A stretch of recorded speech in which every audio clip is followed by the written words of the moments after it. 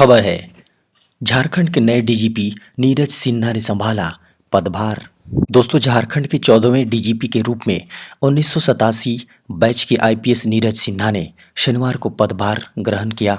इससे पहले Neeraj Sinha JAP DG और एसीबी डीजी के अतिरिक्त प्रभार का जिम्मेदारी संभाल रहे थे। खबर है, लालू यादव के जेल से बाहर आने के रास्ते में सीबीआई ने फिर लगाया अड़ंगा। दोस्तों, लालू प्रसाद यादव के जेल से बाहर आने के रास्ते एक बार फिर सीबीआई ने अड़ंगा लगा दिया। लालू प्रसाद यादव की जमानत याचिका पर अगले सप्ताह यानी कि 19 फरवरी को सुनवाई होगी। मीडिया की खबरों को माने तो झारखंड हाईकोर्ट ने शुक्रवार को लालू यादव व सीबीआई के से उनके अब तक के कुल काटी गई सजा के दिनों की सत्यापित प्रति मांगी है। खबर है, झारखंड में जल्द शुरू होंगे पंचायत स्तर पर मॉडल स्कूल। दोस्तों, सरकार के एक वर्ष पूरे होने के अवसर पर मुख्यमंत्री हेमंत सोरेन ने प्रथम चरण में 27 मॉडल स्कूल शुरू करने की घोषणा की थी। हर जिले के जिला स्कूल या मनोनीत व अन्य स्कूलों का चयन किया गया है। घोषित 27 मॉडल स्कूलों की निविदा की प्रक्रिया भी शुरू हो चुकी है। इसी चरण में 53 स्कूलों के लिए निविदा आमंत्रित की जानी है। खबर है, आज़ाद हुए तमिलनाडु में बंधक बने झारखंड के 6 मजदूर। दोस्तों, गुमला जिले के 9 मजदूरों में से 6 मजदूरों को पुलिस प्रशासन ने तमिलनाडु में ठेकेदारों के चंगुल से छुड़ा लिया है।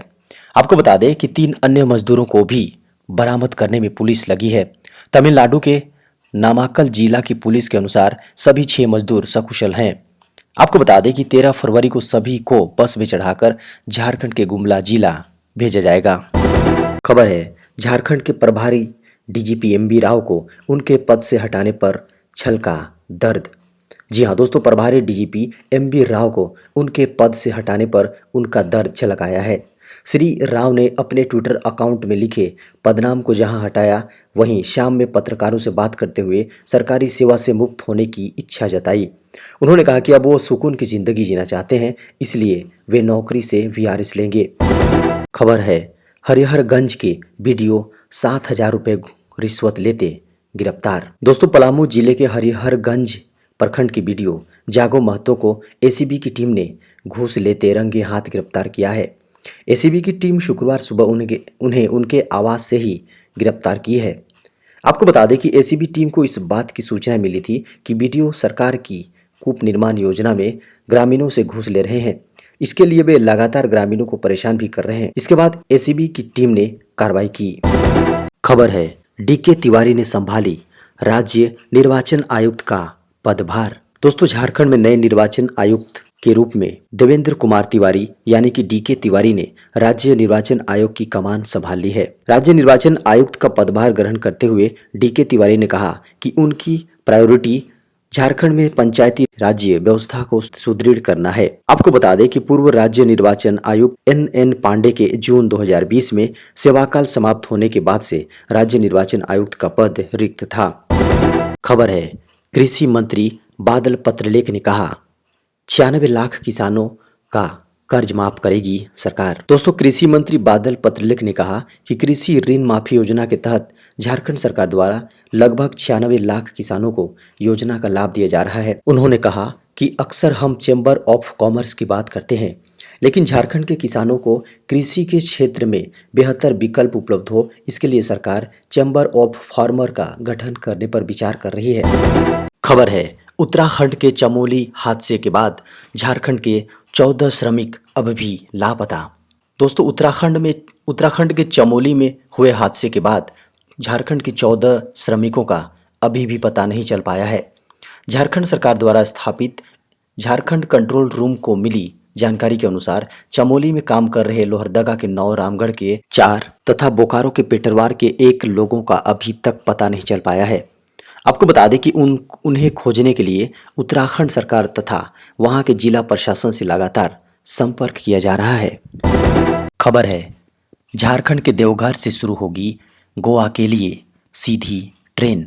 दोस्तों, झारखंड से गोवा के लिए सीधी ट्रेन शुरू की जाएगी।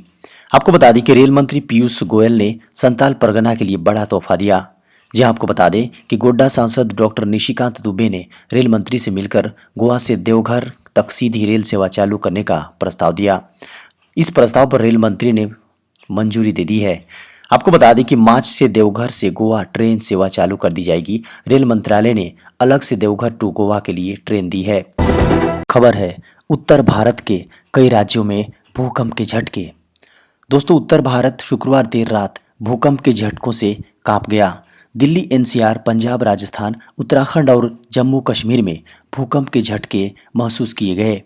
नेशनल सेंटर फॉर सिस्मोलॉजी के मुताबिक भूकंप का केंद्र ताजिकिस्तान था, जहां रात 10:30 बजे 6.3 तीव्रता का भूकंप आया। इसी का असर भारत के कई राज्यों में महसूस किया गया। हालांकि इससे पहले एनसीएस ने भारत में आए भूकंप का केंद्र अमृतसर में बताया था, लेकिन बाद में यह जानकारी हटा दी गई। खबर है मुख्यमंत्री हेमंत सोरेन ने की घोषणा, लाह की खेती को मिलेगा कृषि का दर्जा। दोस्तों मुख्यमंत्री हेमंत सोरेन ने लाह को कृषि का दर्जा देने की घोषणा की है। साथ ही इसका न्यूनतम समर्थन मूल्य भी तय किया जाएगा। इसका लाभ झारखंड के 12 जिलों के लगभग 5 लाख किसान परिवार को मिलेगा।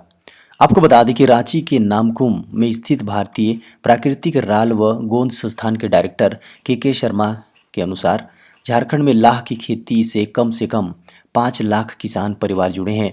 इनकी कुल इनकम का 25% लाह की खेती से होती है। खबर है तमिलनाडु में हुआ एक बड़ा हादसा, पटाखा फैक्ट्री में लगी आग। दोस्तों तमिलनाडु के विरुद्धनगर में एक बड़ा हादसा हुआ है। यहाँ एक पटाखा फैक्ट्री में भीषण आग लग गई है। इस आग की चपेट में आकर अभी तक 11 लोगों की मरने की सूचना है, जिसमें एक महिला भी शामिल है। घटना में घायल लोगों में से 4 को अस्पताल में भर्ती किया गया है। आपको बता दें कि इस घटना पर प्रधानमंत्री नरेंद्र मोदी ने भी दुख जताया है। प्रधानमंत्री ने कहा कि तमिलनाडु के विरुद्धनगर में हुई घटना से आहत हूँ। खबर है सीएम हेमंत सोरेन ने मजदूरों को बताया देश का चमकता सितारा। दोस्तों शुक्रवार को सीएम हेमंत सोरेन ने द इंडियन एक्सप्रेस द्वारा आयोजित कार्यक्रम में बोलते हुए कहा कि मजदूरों को सुरक्षा और अधिकार सुनिश्चित कराना हमारी प्राथमिकता है और इसके लिए वे लगातार प्रयास कर रहे हैं। कोरोना महामारी के दौरान प्रवासी मजदूरों की स्थिति सबने देखी। तमाम प्रयास के बाद भी आज प्रवासी मजदूर भविष्य को लेकर संघर्षरत हैं। मिलजुल कर ही स्थिति में बदलाव आ सकेगा। खबर है संसद में बोले रविशंकर प्रसाद, इस्लाम या ईसाई धर्म अपनाने वाले दलितों को नहीं मिलेगा आरक्षण। दोस्तों धर्म परिवर्तन कर इस्लाम या ईसाई अपनाने वाले दलित अनुसूचित जाति के लिए आरक्षित सीटों से चुनाव नहीं लड़ सकते हैं। केंद्रीय कानून मंत्री रविशंकर प्रसाद ने गुरुवार को राज्यसभा में एक प्रश्न के जवाब में बताया कि ऐसे लोग अनुसूचित जाति को मिलने वाले आरक्षण का भी फायदा नहीं उठा सकते हैं। आपको बता दें कि हिंदू, सिख या बौद्ध धर्म को मानने वाले दलित अनुसूचित जातियों के लिए आरक्षित सीटों से चुनाव लड़ सकते हैं और वे आरक्षण का लाभ भी ले सकते हैं। रविशंकर प्रसाद ने राज्यसभा में बीजेपी सांसद जीवीएल नरसिम्हा राव के आरक्षित निर्वाचन क्षेत्रों में पात्रता के सवाल पर पूछे गए सवालों के जवाब में यह जानकारी दी। खबर है केंद्र सरकार का बड़ा फैसला, बढ़ाई गई फैमिली भुगतान की सीमा। दोस्तों मोदी सरकार ने आम जनता को सौगात दी है। अब पारिवारिक पेंशन भुगतान की सीमा 45,000 रुपये से बढ़ाकर 1,25,000 रुपये प्रति माह कर दी गई है। शुक्रवार को केंद्रीय मंत्री जितेंद्र सिंह ने इसकी जानकारी दी। उन्होंने कहा कि एक अहम सुधार के तहत पारिवारिक पेंशन भुगतान की सीमा 45,000 रुपये से बढ़ाकर 1,25,000 रुपये प्रति माह कर दी गई है। खबर है झारखंड के पूर्व प्रभारी डीजीपी ने विदाई संदेश में लिखा, मेरे खिलाफ जहर उगलने वालों का शुक्रिया। दोस्तों पिछले 11 महीने से प्रभारी डीजीपी के रूप में काम कर रहे एमबी राव वापस होमगार्ड और फायर ब्रिगेड के डीजी पद की जिम्मेदारी संभालने चले गए, लेकिन विदाई से पहले सोमवार सुबह उन्होंने सोशल मीडिया पर अपने मन की बात लिखी। उन्होंने लिखा कि मैं उन सभी लोगों का आभारी हूँ जिन्होंने मेरे खिलाफ जहर उगला है, मुझे पहले से ज़्यादा स्ट्रॉन्ग बनाया है। खबर है रेल यात्रियों के लिए बड़ी खुशखबरी, रिफंड के लिए नहीं करना होगा इंतज़ार। दोस्तों इंडियन रेलवे ने ऑनलाइन टिकट कैंसिल कराने वालों के लिए एक नई सुविधा जारी की है। इसके तहत अब लोगों को टिकट रिफंड के लिए लंबा इंतज़ार नहीं करना होगा।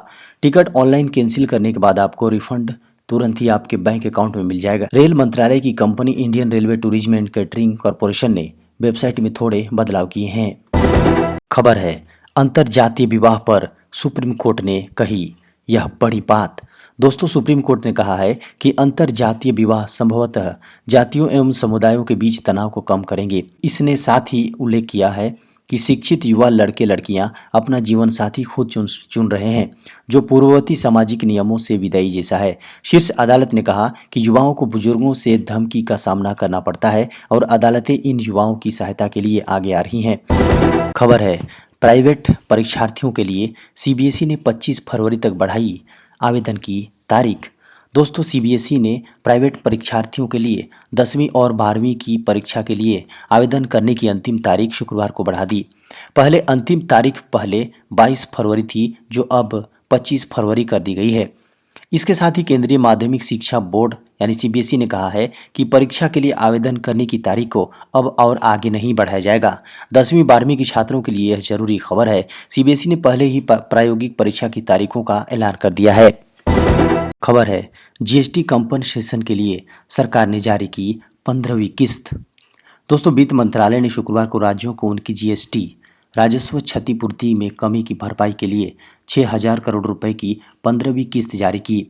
इस प्रकार अब तक इस सुविधा के तहत राज्यों को कुल 90,000 करोड़ रुपए जारी किए जा चुके हैं। शुक्रवार को जारी हुए 6,000 करोड़ रुपए में 5,516.60 करोड़ रुपए सिर्फ 23 राज्यों के लिए जारी किया गया है। वहीं 483.40 करोड़ रुपए 3 केंद्र शासित प्रदेशों दिल्ली, जम्मू कश्मीर और पुडुचेरी के लिए जारी किया गया है, जबकि 5 राज्य अरुणाचल प्रदेश, मणिपुर, मिजोरम, नागालैंड और सिक्किम जीएसटी लागू किए जाने से राजस्व का कोई नुकसान नहीं उठा रही है। खबर है, ट्विटर का बड़ा फैसला, सरकारी संस्थानों और नेताओं के अकाउंट में जुड़ेगा नया लेबल। दोस्तों, ट्विटर ने कहा है कि सरकार में पद संभाल रहे नेताओं और संबद्ध संस्थानों के अकाउंट को चिन्हित करने के लिए वह अगले हफ्ते से लेबल जोड़ेगा। इससे लोगों को माइक्रो ब्लॉगिंग साइट पर यह जानकारी रहेगा कि वे क्या देख रहे हैं और वे ज़्यादा सूचनाओं से अवेयर रहेंगे। ट्विटर ने कहा कि वह कनाडा, क्यूबा, इक्वाडोर, मिस्र, होंडुरास, इंडोनेशिया, ईरान, इटली, जापान, सऊदी अरब, सर्बिया, स्पेन, थाईलैंड, तुर्की और संयुक्त अरब अमीरात में 17 फरवरी से इसकी शुरुआत करेगा। हालांकि भारत का नाम इस सूची में नहीं है।